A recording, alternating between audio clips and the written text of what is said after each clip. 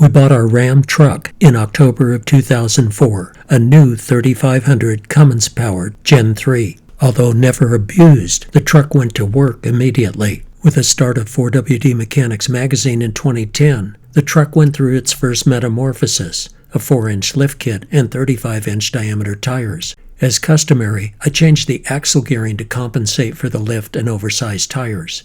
Here, the gearing was changed to 456 to compensate for the 37-inch tires that currently adorn the truck. While some question the utility value of oversized tires and chassis lifts, many viewers like this look.